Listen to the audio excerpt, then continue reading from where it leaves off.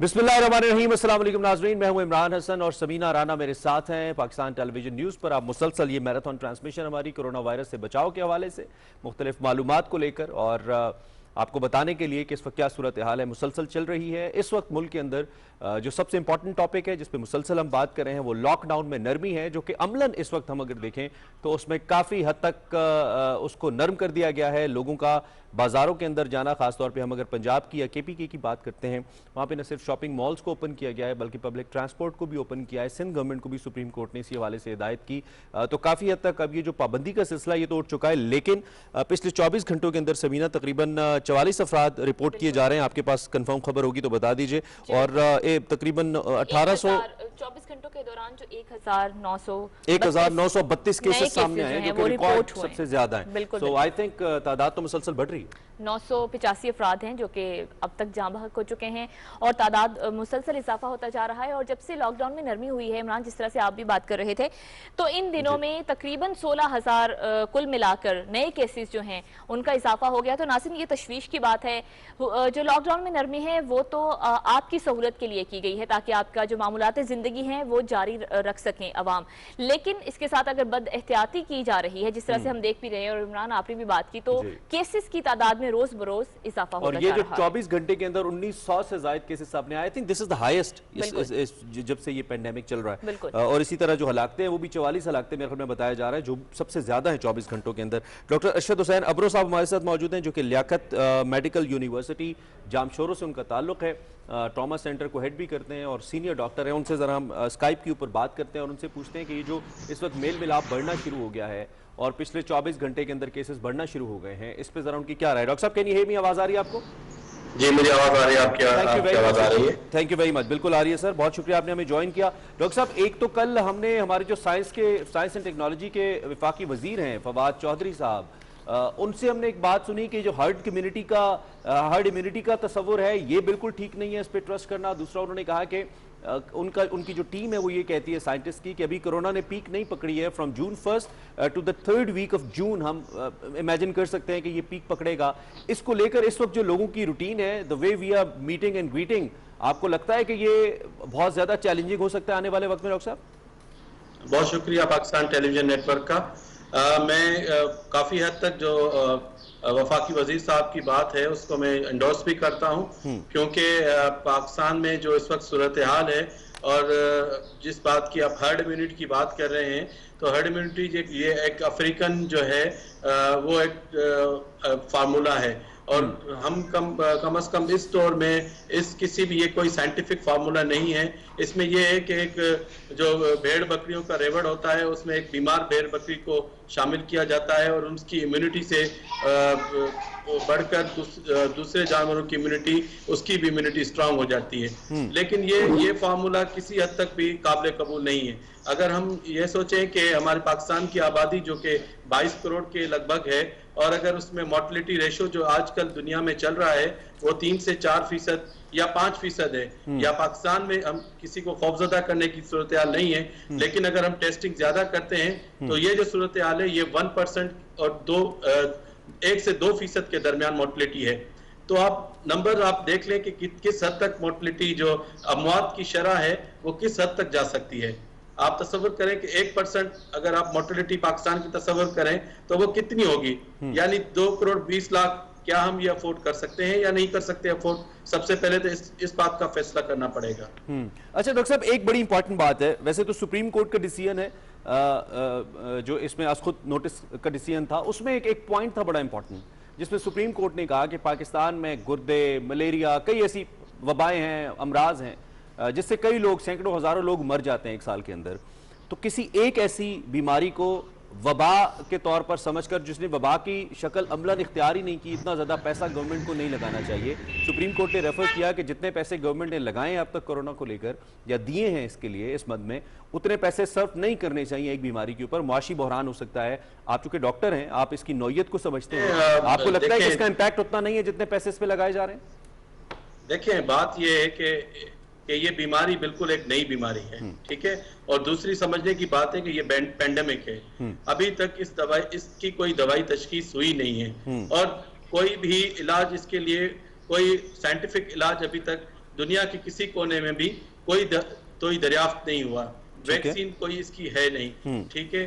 तो आप इस तरह के जो वबाई अमराज होते हैं और उसके लिए पहले से कोई तैयारी थी नहीं पाकिस्तान के अंदर, क्योंकि हम एक गरीब मुल्क हैं और हम तरक्की पजीर मुल्क हैं, तो हमारे पास तो इतने वसाइल मौजूद नहीं है कि जहां पर हम हेल्थ सेक्टर पे बहुत ज्यादा पैसे खर्च कर सकें।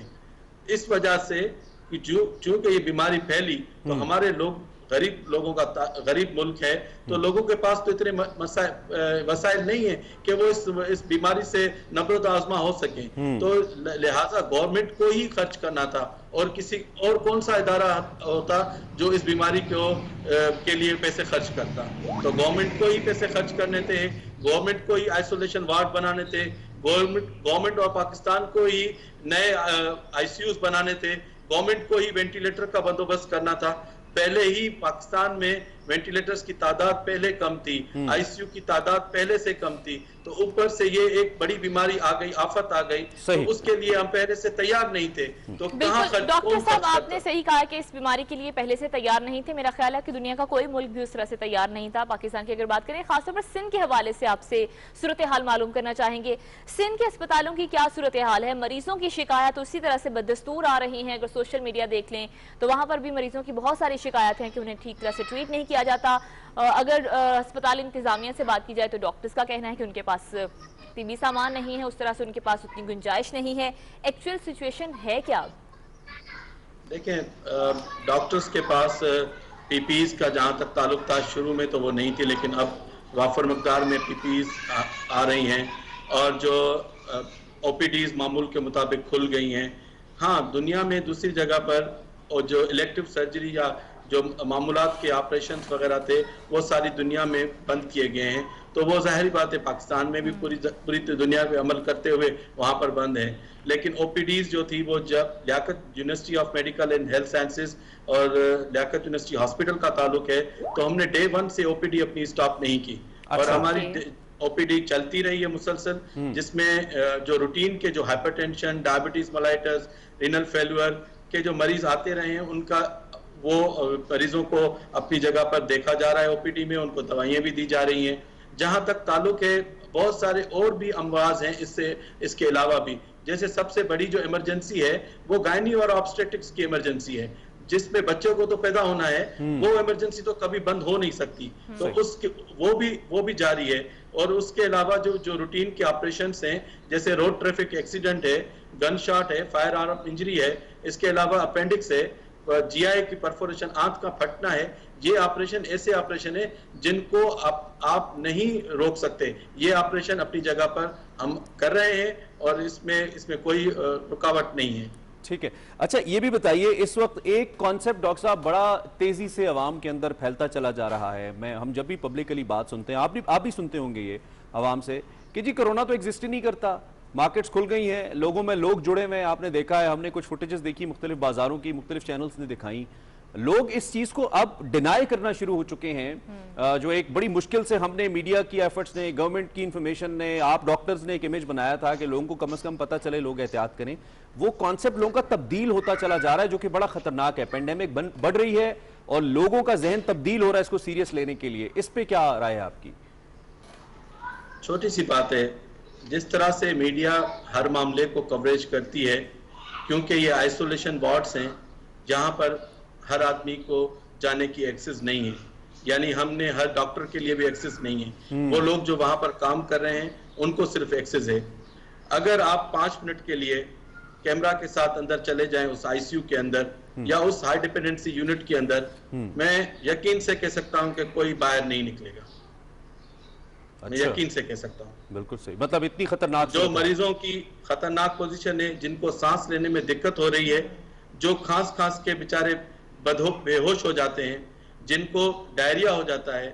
एक तरीके से ये वायरस नहीं है कि कभी ये वायरस हार्ट अटैक की सूरत में पेश हो रहा है, अच्छा। कभी ये वायरस ब्रेन हेमरेज की सूरत में पेश हो रहा है, कभी ये वायरस गैस्ट्रो डायरिया की सूरत में आ रहा है, कभी ये वायरस आ रहा है तेज बुखार के साथ। अभी इस वायरस में पूरी तरह से नजर ही नहीं आया। डॉक्टर सारी दुनिया के परेशान हैं इस वायरस को लेकर। ये कोई आसान वायरस नहीं है, ये कोई आसान बीमारी नहीं है, इसको आसान नहीं लेना चाहिए। खौफजदा भी नहीं होना चाहिए। खौफजदा इसलिए होना नहीं चाहिए कि पाकिस्तान में जिन लोगों को वैक्सीनेशन हुई है BCG की, पाकिस्तान एक मलेरिया बेल्ट का कंट्री है कि जो भी अमवात न्यूयॉर्क में, वुहान में या इटली में जहां भी नजर आई है, उससे पाकिस्तान का रेशो कम है। बिल्कुल सही डॉक्टर साहब, थैंक यू वेरी मच। आपने बड़ा प्रिसाइज तरीके से जिस तरह हमें बताया, वाकई मेरे अपने अंदर पहले से ज्यादा डर पैदा हो गया इसका। बिल्कुल डॉक्टर साहब सही कह रहे थे कि और जिस तरह से उन्होंने ये बात भी की कि इसकी कोई एक अलामत नहीं है कि नज़ला खांसी है, इसकी बहुत सारी अलामत मुख्तलिफ पेशेंट्स में वेरी करता है, ये पर्सन टू पर्सन, तो इसलिए ज़्यादा मोहतात होने की ज़रूरत है। लेकिन इमरान, जिस तरह से आपने बात की थी कि अभी चूँकि लॉकडाउन में नरमी हुई है, मार्केट्स खुली हैं और मार्केट्स का रुख करें, वैसे तो डरते हुए मैंने तो अभी तक मार्केट का रुख नहीं किया, लेकिन जो वीडियोज़ और जो सोशल मीडिया के जरिए मुख्तलिफ चैनल्स ने जो वीडियोज़ दिखाई हैं, उसके बाद तो पाकिस्तान में सूरत हाल देख कर दिल जो है वो होता है और डरता अफसोस भी होता है कि खुदा ना खास्ता सूरत हाल कितनी खराब हो सकती है। तो आप सबको बहुत एहतियात करनी है। जिस तरह से डॉक्टर साहब ने भी कहा कि अगर आवाम को ये एहसास हो जाए कि ये कितना खतरनाक वायरस है, तो शायद कोई भी अपने घर से बिला जरूरत बाहर ना निकले। तो हम इस ट्रांसमिशन का मकसद, हमारा ये मकसद डे फर्स्ट से यही है कि हम आवाम में अवेयरनेस, आगाही पैदा कर सकें, उन्हें ये बता सकें, इस चीज़ का एहसास दिला सकें कि आपने अपनी जिम्मेदारी खुद करनी है, हुकूमत अकेले कुछ नहीं कर सकती। तमाम तर इकदाम तभी जो है वो यकीनी बनेंगे और तभी कामयाबी होंगे जब अवाम का ताउन इन तमाम इकदामात में हुकूमत के साथ रहेगा। बिल्कुल। और डॉक्टर साहब ने एक बड़ी इंपॉर्टेंट बात की, आप ही थी ट्रांसमिशन में जब हम बात कर रहे थे कि अमेरिका के अंदर जब इतने केसेस हो रहे हैं या यूरोप के अंदर इतने केसेस हो रहे हैं, तो पाकिस्तान में लोगों ने ये भी कहना शुरू कर दिया कि जब इतनी डेथ्स हो रही हैं, इतने लोग मर रहे हैं, इतने मुतासिर हो रहे हैं, 50 लाख से ज्यादा आज लोग ओवरऑल फिगर पहुंच चुका हुआ है, तो उन लोगों की कोई फुटेजेस क्यों नहीं आ रही हैं सामने, वो डेड बॉडीज कहाँ जा रही हैं, इस किस्म की मिथ्स, इस किस्म के अजीब किस्म के ख्यालात लोगों ने फैलाना शुरू किए। जिस पर हमारी जब एक इंटरनेशनल जर्नलिस्ट से बात हुई जिनका ताल्लुक पाकिस्तान से, उनसे जब हमने पूछा तो उन्होंने कहा जी कि ये एक तो प्राइवेसी है,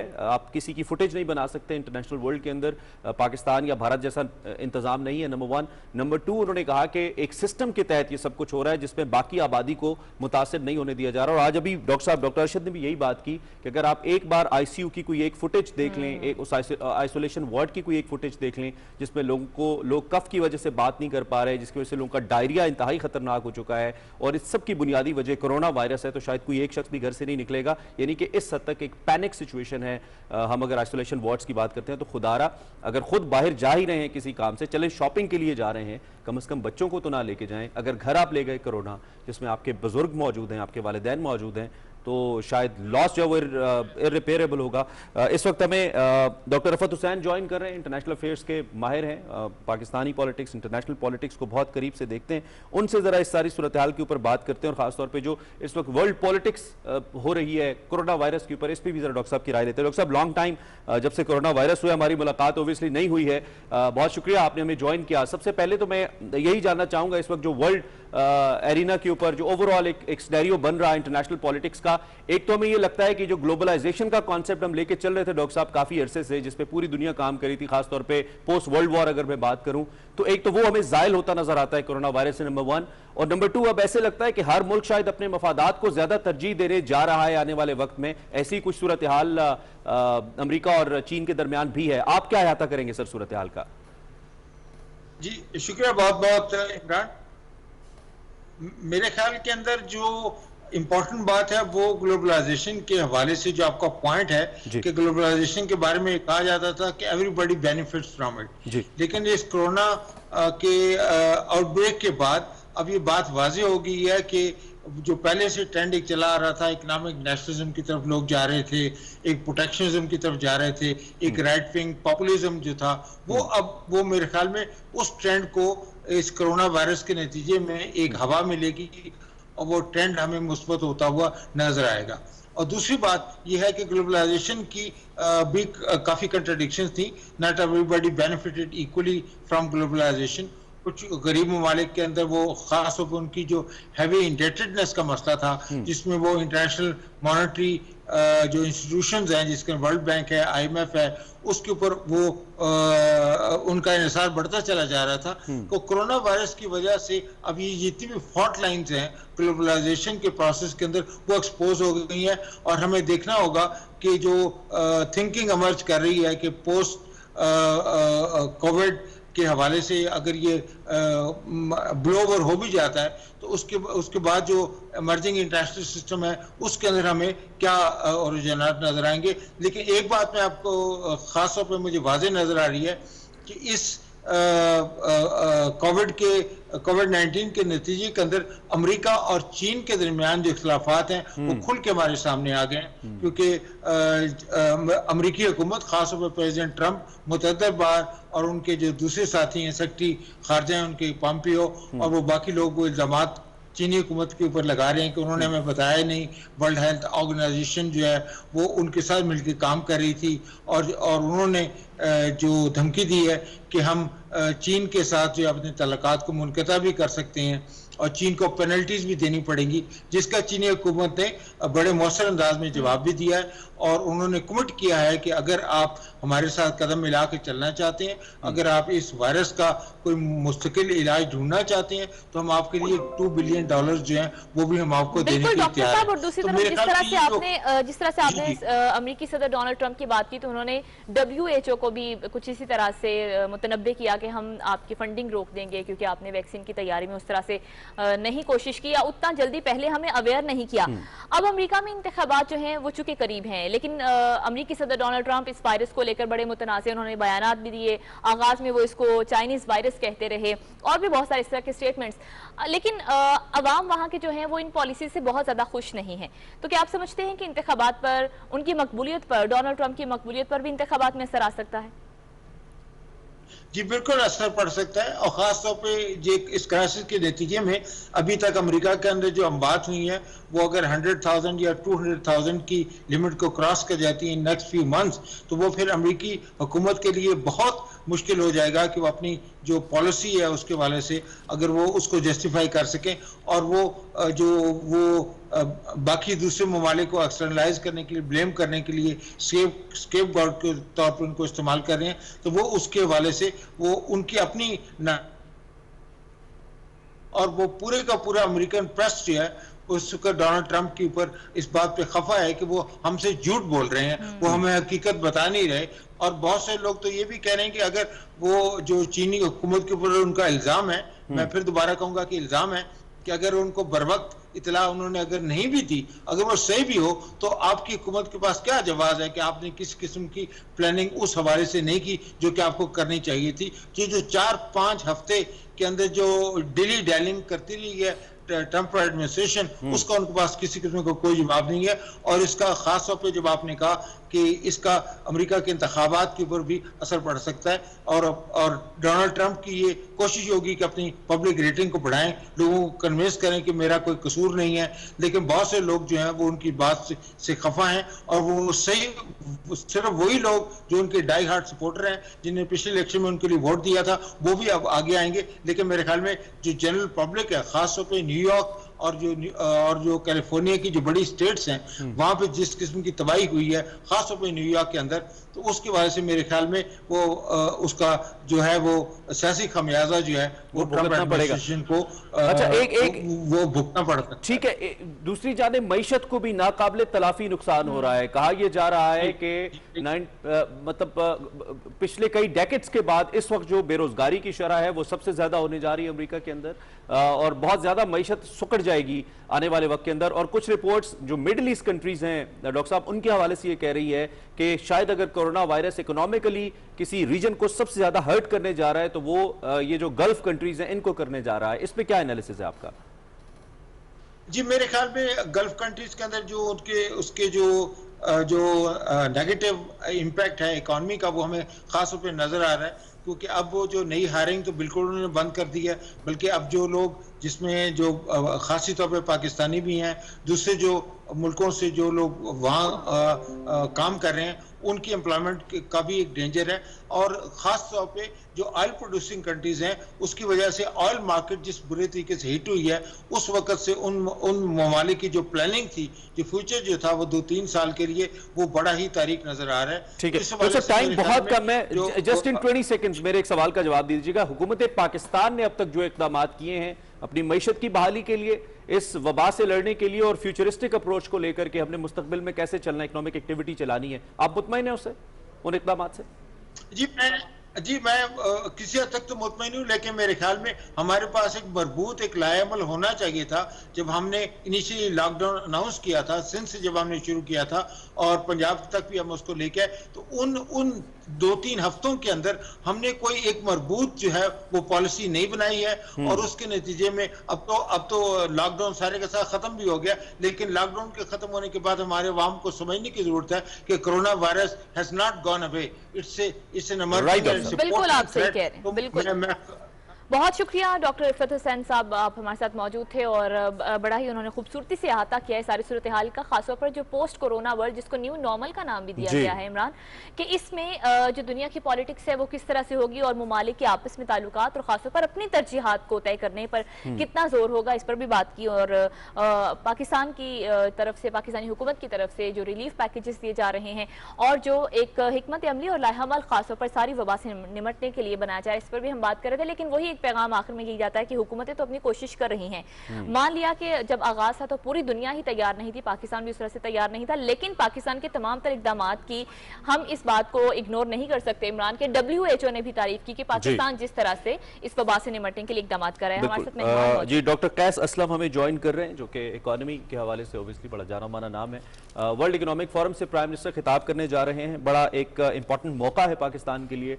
और इस वक्त हम अगर स्ट्रैटेजीज की बात करते हैं तो पाकिस्तान को बड़ा डिस्कस भी किया जा रहा है, खासतौर पे पोस्ट कोरोना सिचुएशन के अंदर, कि पाकिस्तान की गवर्नमेंट ने कुछ ऐसी चीज़ों को प्रीएम्प्ट किया जो बाकी गवर्नमेंट्स इंक्लूडिंग यूके गवर्नमेंट नहीं कर सकी या यूरोपियन कंट्रीज। डॉक्टर कैसे हम इसी हवाले से बात करते हैं। डॉक्टर साहब अस्सलाम वालेकुम। वालेकुम अस्सलाम। Thank you very much for joining us sir, बहुत शुक्रिया फॉर योर टाइम। मैं आपसे वर्ल्ड इकोनॉमिक फोरम के हवाले से सबसे पहले तो जानना चाहूंगा, हमारे देखने वालों को बताइएगा इस फोरम की सर अफादियत क्या है और पाकिस्तान का अब इसमें क्या कंट्रीब्यूशन आप देखते हैं, since we are heading towards एक ऐसे मुल्क की सूरत में जो कि लिंक करेगा दुनिया भर की इकोनॉमी को, इकोनॉमिक कॉरिडोर को बेसिकली बेस फराहम कर रहे हैं हम, तो वर्ल्ड इकोनॉमिक फोरम को लेकर पाकिस्तान की इंपॉर्टेंस को आप 2020 के अंदर कैसे देख रहे हैं डॉक्टर साहब? देखें, बहुत इम्पोर्टेंट फोरम है। G20 के बाद सबसे इम्पोर्टेंट फोरम यही है जहां सारे दुनिया के मुल्क जो हैं वो आके एक दुनिया की विजन डिस्कस करते हैं, दुनिया के प्रॉब्लम डिस्कस करते हैं और अपनी स्ट्रेटजी डिस्कस करते हैं। और इसके साथ गवर्नमेंट्स भी और NGOs भी और अदर एक्टर्स जो इम्पोर्टेंट हैं वो इस फोरम में हिस्सा लेते हैं।